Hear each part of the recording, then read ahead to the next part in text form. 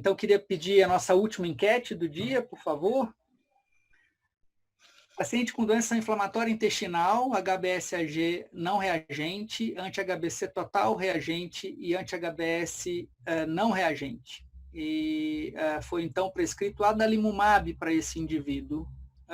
Qual a melhor conduta neste paciente? Acompanhar a ALT e carga viral, iniciar antiviral se HBV-DNA detectável, iniciar antiviral se carga viral superior a 2.000 unidades ou iniciar esquema vacinal contra a hepatite B. Por favor, votem. Essa é uma questão que se relaciona a situações cada vez mais frequentes na prática clínica e realmente colocam aí grande dúvida na sua condução. Então, nós teremos a oportunidade de discutir e acompanhar a apresentação da professora Maria Lúcia Gomes Ferraz, que é professora associada da disciplina de gastroenterologia da Unifesp e atual vice-presidente do Instituto Brasileiro do Fígado, o IBRAFIG. Então, gostaria de pedir se nós já temos os nossos resultados para essa enquete. Muito bem, Lúcia, e a palavra é sua. Muito obrigado pela presença. Eu que agradeço, Betinho, esse honroso convite de estar aqui. Eu acho que nessa situação que nós estamos vivendo, como tudo, a gente tem ganhos e perdas, né? As perdas são óbvias por não estarmos todos juntos, mas há ganhos também. A gente tem uma participação muito grande de pessoas, né? É possível, com essas ferramentas, a gente fazer mais eventos, estarmos mais tempo juntos, com pessoas mais distantes. Então, é um prazer muito grande estar aqui. E esse assunto que, como o Roberto colocou, é um assunto bastante comum na nossa prática clínica, que é a questão da hepatite B e a imunossupressão e como conduzir. Esses são os meus conflitos de interesse. E quando a gente fala em hepatite B e imunossupressão, a gente sabe que a hepatite B é uma causa importante de morbidade e mortalidade em pacientes submetidos à imunossupressão.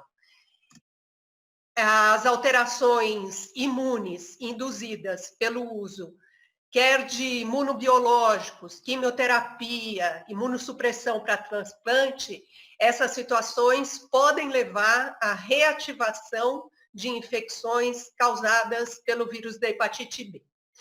E quando a gente olha um pouquinho a fisiopatogenia dessas questões, a gente pode dividir ao longo do tempo essa ocorrência em 3 estágios distintos. Então, quando a gente inicia uma imunossupressão, quer por uma quimioterapia, uma imunossupressão para transplante ou uso de um imunobiológico, o que vai ocorrer é um grande aumento, uma intensificação da replicação viral.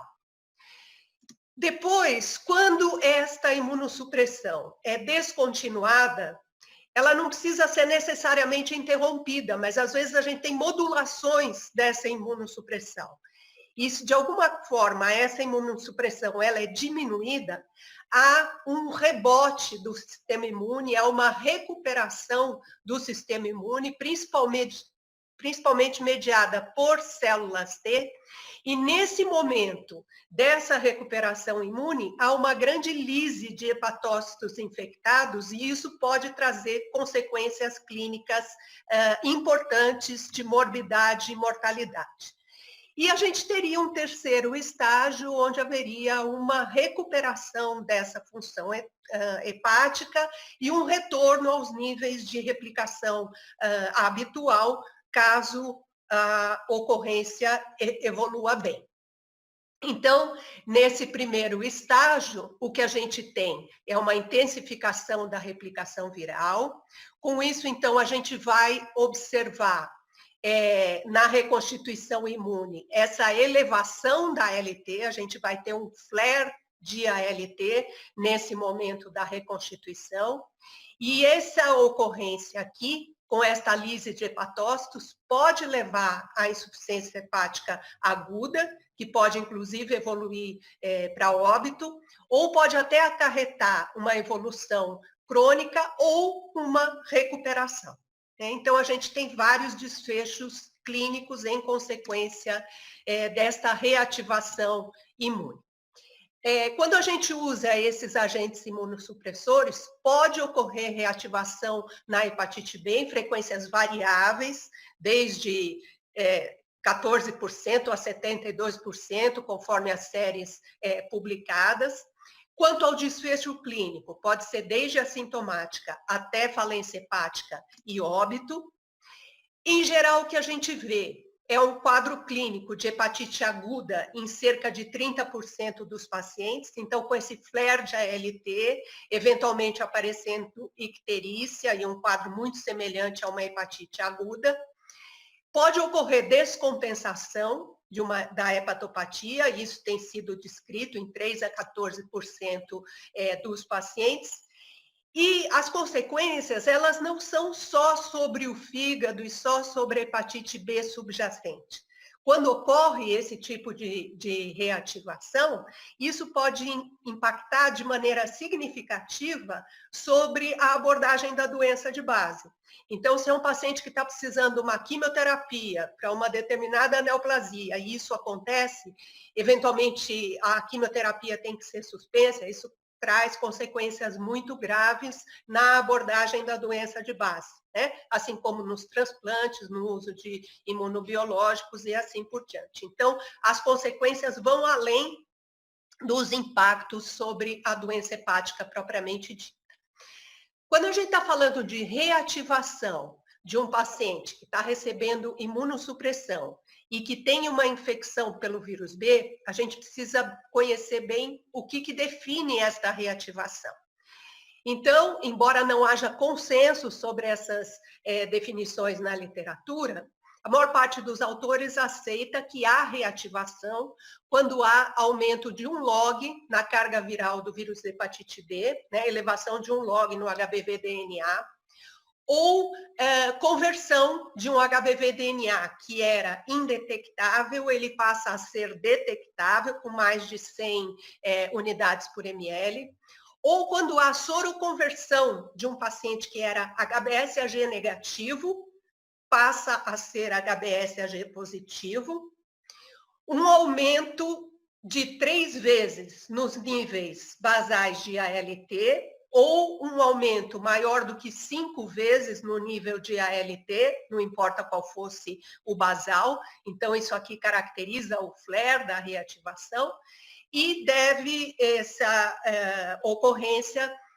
cursar também com exclusão de outras causas de eventual elevação da ALT a esses níveis.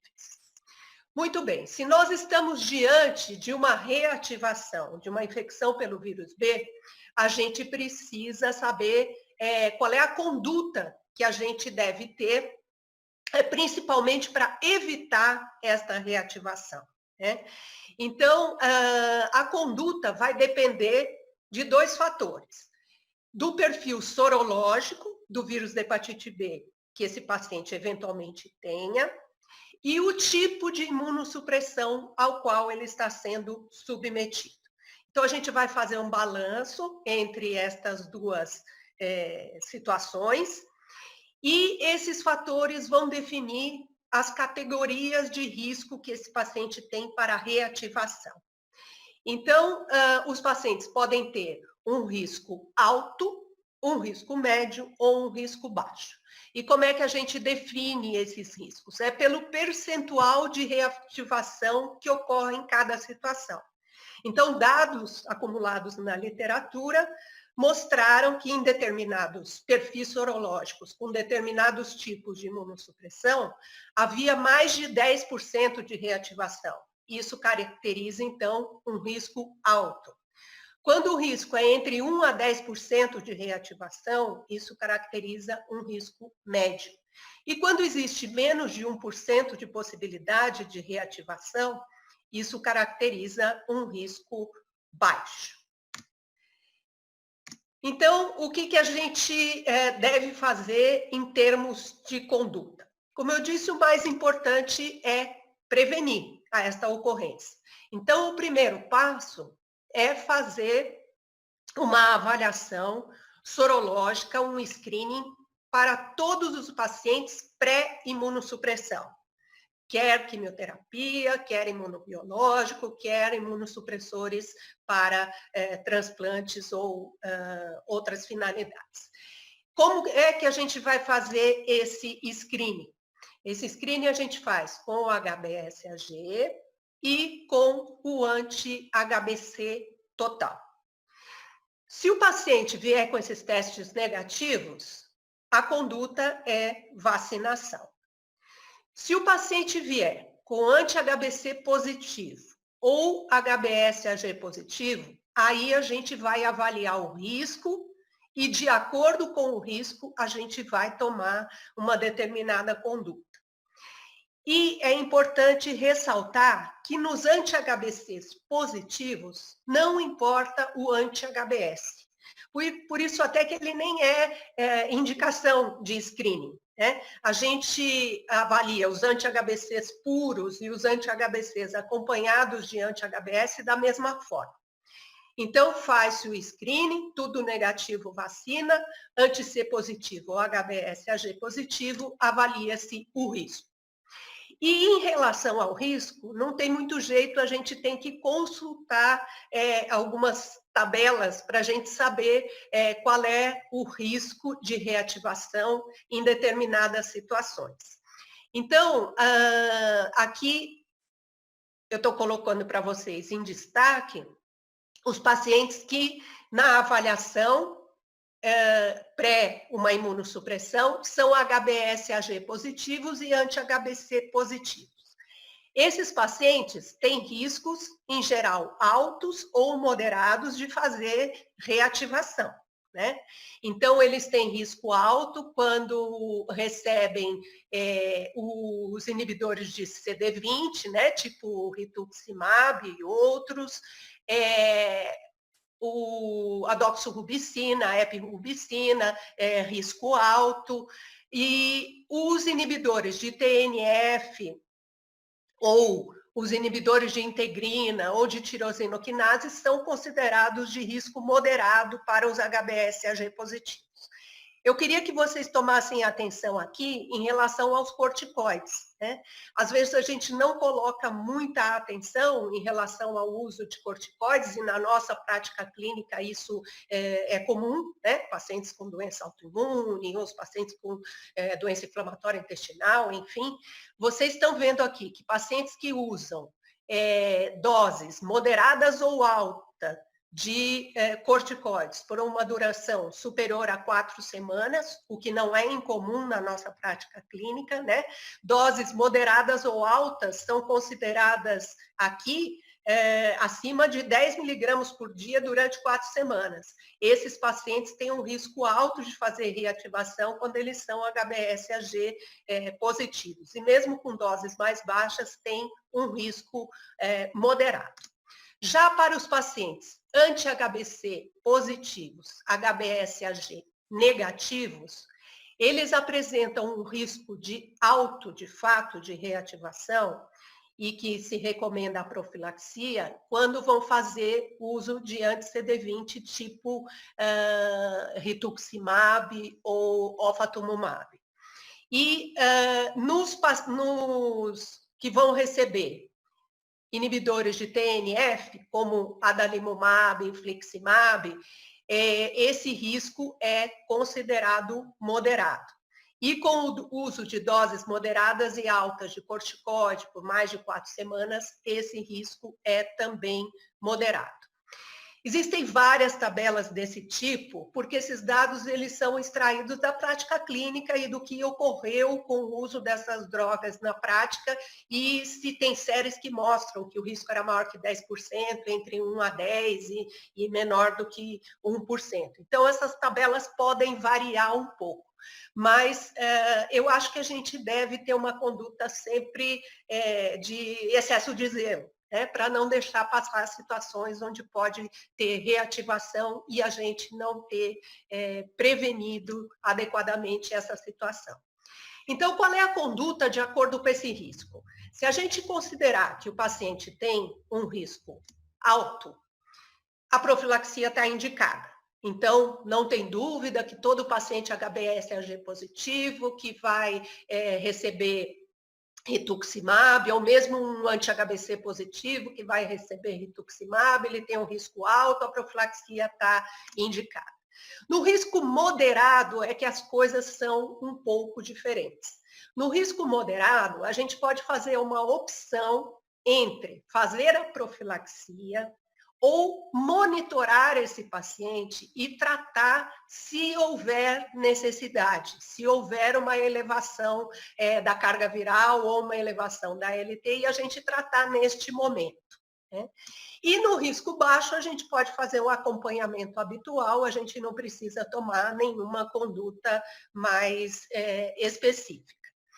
Então, nesse risco médio, a decisão entre fazer profilaxia ou monitorar deve levar em conta alguns aspectos. Né? Vocês viram lá na tabela que tem várias situações onde o risco de reativação nos HBsAg positivos é considerado moderado, porque ele não ultrapassa 10% de ocorrência, então ele é considerado moderado. Mas na prática clínica, em geral, os HBsAg positivos, a gente faz profilaxia e ela está indicada mesmo nos riscos moderados. Né?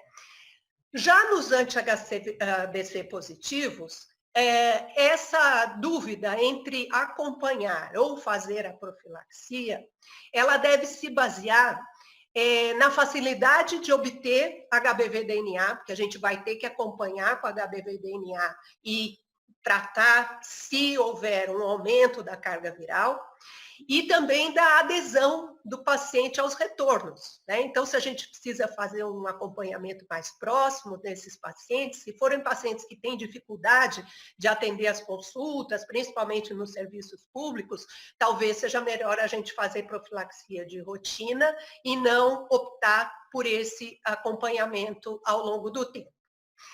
Se a gente decidir por fazer essa terapia profilática ou mesmo preemptiva, depois da elevação da carga viral, com o que a gente vai fazer? As drogas de escolha são, sem dúvida, o entecavir e o tenofovir, né, que são as drogas habitualmente utilizadas. A lamivudina a gente pode utilizar, se for por curto período, sem grandes problemas. Eu só botei essa caretinha aqui porque ela está cada vez mais difícil de ser disponível, né? No nosso PCDT, ela provavelmente até nem faça parte, então a lamivudina fica um pouco mais colocada aqui como uma opção mais distante, mas se for por curto período, ela é altamente efetiva e pode servir também para essa terapia. Quando é que a gente começa uma terapia profilática em alguém que vai fazer uma quimioterapia, em alguém que vai usar um rituximab? O ideal seria começar 2 a 4 semanas antes de iniciar a imunossupressão. Isso muitas vezes não é possível, às vezes numa quimioterapia, por uma neoplasia hematológica ou qualquer outra, você tem que iniciar rapidamente com a quimioterapia, você começa com a terapia profilática junto, ao mesmo tempo. Se não der para começar antes, porque o racional de começar antes é para você já estar com a carga viral negativa no momento em que entra com a imunossupressão. Mas se isso não for possível, começa junto. E deve se manter por 6 a 18 meses depois de parar a imunossupressão. Principalmente rituximab, cada vez mais tem se alargado esse período de uso depois de parar a imunossupressão. Né?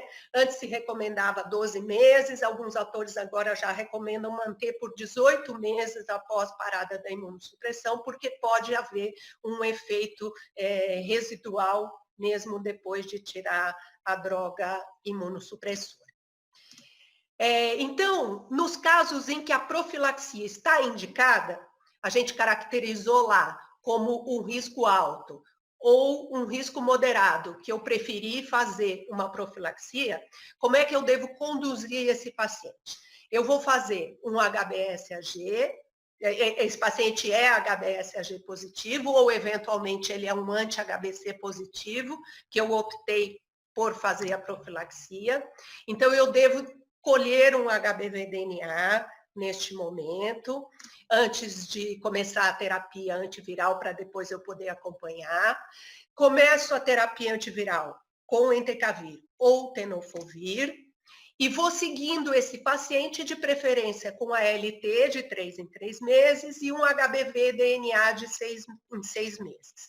O que eu quero é que esse HBV-DNA se torne indetectável ao longo do acompanhamento. Depois de retirada a imunossupressão, eu mantenho esse tratamento com entecavir ou tenofovir por mais 6 a 18 meses. Então, essa é a conduta nos casos onde eu optei por fazer a profilaxia. Nos casos de risco médio, a gente vai ter, então, eventualmente um paciente HBsAg positivo, menos comum aqui nessa situação, um anti-HBC positivo, e eu optei só por um acompanhamento. Então, o que eu devo fazer? ALT de preferência, ALT e HBV-DNA a cada 3 meses. Né? E se constatar um aumento da ALT ou do HBV-DNA neste acompanhamento, aí é que eu entro com a droga antiviral, entecavir ou tenofovir. Se neste acompanhamento a ALT se mantiver normal, a HBV-DNA se mantiver indetectável ou muito baixo, eu posso, então, manter esse acompanhamento. Né? Então, resumindo, as reativações do vírus B, elas são associadas com elevada mortalidade em pacientes sob imunossupressão. Os pacientes precisam ser triados para vírus B com HBsAg e anti-HBC total antes de começar qualquer quimioterapia, qualquer uso de imunobiológicos e qualquer imunossupressão. Eu preciso primeiro caracterizar esse paciente. A profilaxia da reativação deve ser iniciada antes da imunossupressão em situações de alto risco. No risco médio, a gente vai optar entre fazer a profilaxia ou monitorar. E no caso de profilaxia, o entecavir ou tenofovir ou tenofovir alafenamida deve ser iniciado, se possível, antes da imunossupressão e mantido por 6 a 18 meses após a suspensão. Era isso. Obrigada.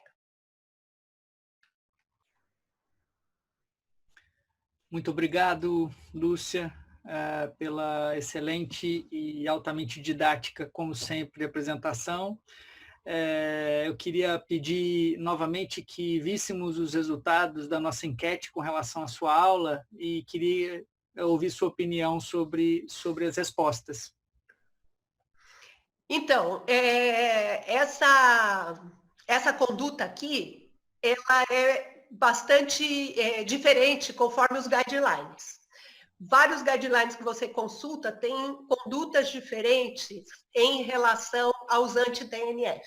Né? Então, nós estamos falando aqui de um paciente com doença inflamatória intestinal que vai iniciar adalimumab. Vários guidelines estão absolutamente de acordo com o que vocês colocaram aqui. Você faz uma sorologia, seja ele HBsAg positivo ou anti-HBC positivo. Se tiver um HBV-DNA detectável, faz a profilaxia. Mas não é errado, nesta mesma situação, você acompanhar. Então, vamos supor que esse HBV-DNA é detectável, mas é um nível extremamente baixo. O paciente tem 200 unidades de HBV-DNA e é um anti-HBC positivo. Se você tiver oportunidade de fazer esse acompanhamento com DNA a cada 3 meses, é possível acompanhar, monitorar e, se elevar, você entrar com a terapia. Não é errado, mas essa resposta está correta.